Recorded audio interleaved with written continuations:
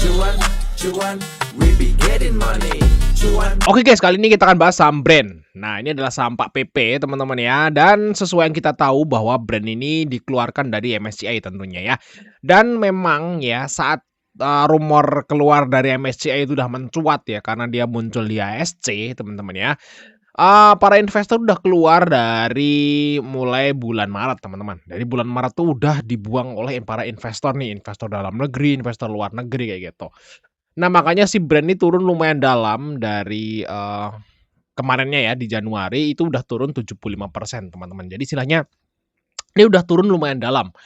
Walaupun kemarin tuh arah. Nah, pertanyaannya adalah kenapa saham yang dikeluarin dari MSCI kok bisa arah?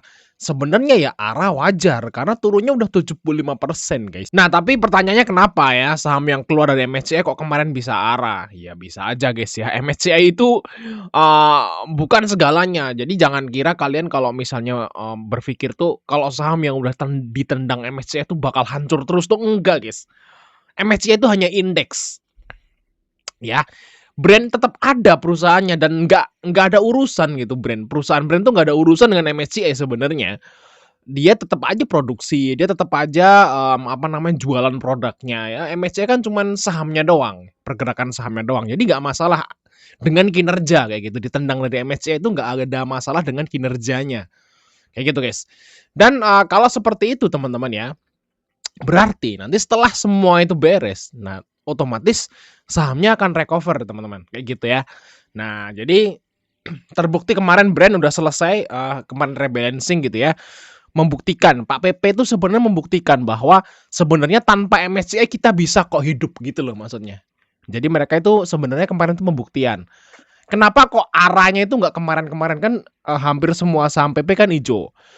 Kenapa nggak dari kemarin-kemarin tuh arahnya atau naik tingginya tuh? Kenapa? Karena sebenarnya tuh pengen ngebuktiin pas kemarin tanggal 29 itu adalah rebalancing. Jadi Pak PP tuh mau berkata sama kita semua nih, tanpa MSCI kita bisa kok gitu.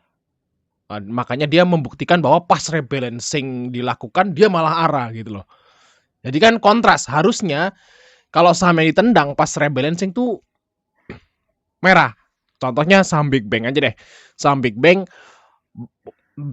tuh nggak ditendang, cuman dikurangin bobot aja, tuh turunnya udah lumayan kayak gitu. Nah, PP malah hijau kayak gitu. Jadi pembuktian aja kayak gitu. Nah, kira-kira nih brand mau sampai mana nih, teman-teman? Nah, coba kita analisa teman-teman ya. Apakah brand akan arah terus sampai ke 11.000? Ya itu juga nggak mungkin, teman-teman ya. Nggak akan mungkin dia arah sampai 11.000 lagi dalam waktu dekat. Ya mungkin dia akan naik, terus dia akan recover turun lagi seperti itu, teman-teman. Nah, kira-kira naiknya sampai kemana nih, teman-teman ya, untuk si brand. Nah, coba kita buka broker sahamnya. Nah, tapi sebelum itu guys ya, bagi teman-teman semua yang pengen join STS rekomendasi, kita masih open ya. Nah, ini khusus untuk STS Juni. Jadi kalau misalnya teman-teman pengen dapat rekomendasi saham yang menarik, swing dan ODT BSJP, nah teman-teman bisa masuk ke STS rekomendasi Juni.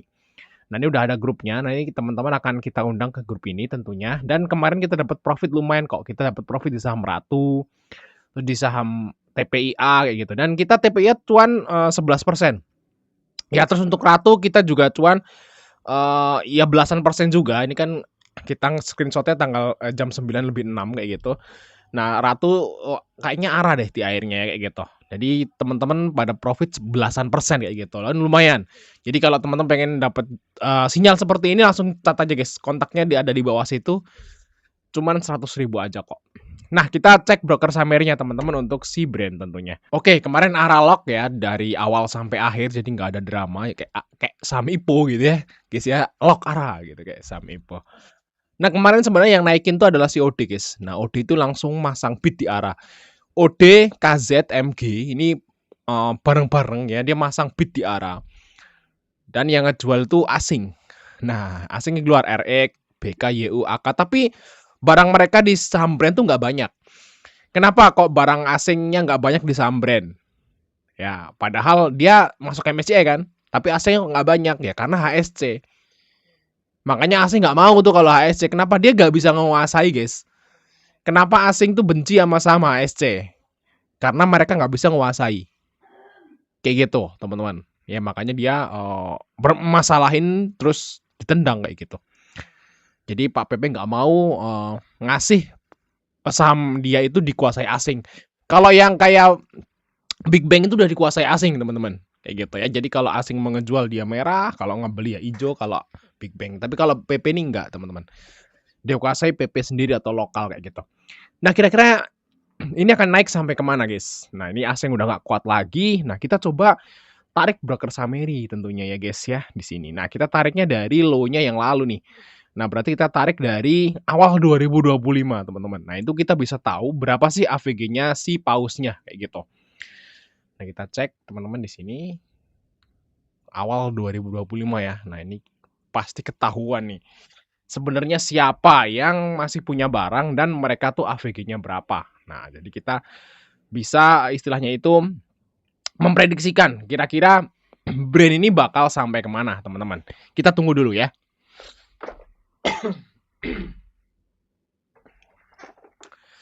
Oke, udah kebuka. Saya kira mau bakal lama ya loadingnya, karena ini kan kita apa namanya jauh ya nariknya. Nah, ternyata guys ya, ternyata ini masih punya banyak barang si RX, teman-teman. Di AVG-nya 9.275. Apakah itu asing, Bang? Ya, kemungkinan asing karena dia kita lihat di sini asingnya masih net pay 2,4 triliun. Jadi sebenarnya asing belum bisa jual semua. Tapi mereka juga kalau jual sekarang tuh ruginya banyak. Karena AVG mereka tuh di 9.000, guys.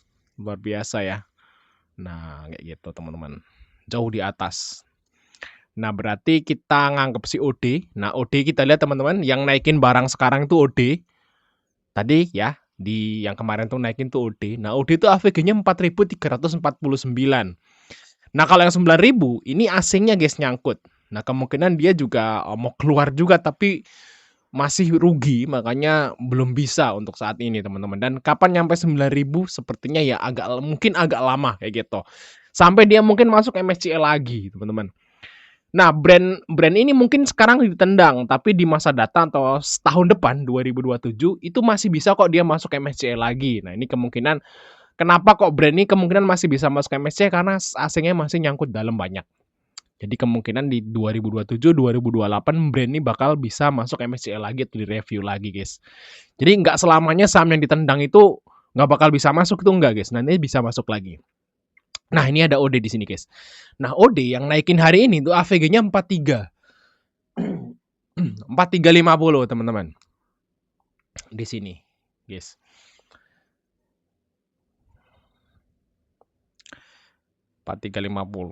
Nah, teman-teman wajib hati-hati saat apa namanya brand ini nyampe ke harga ini ya, guys ya. Mungkin ini bakal naik nantinya, masih bakal naik karena OD masih ngangkat dan OD masih bisa dibilang OD itu AVG down, guys. Mereka sebenarnya nggak pure murni akumulasi, mereka tuh averaging down karena AVG mereka kita lihat itu adalah di 43.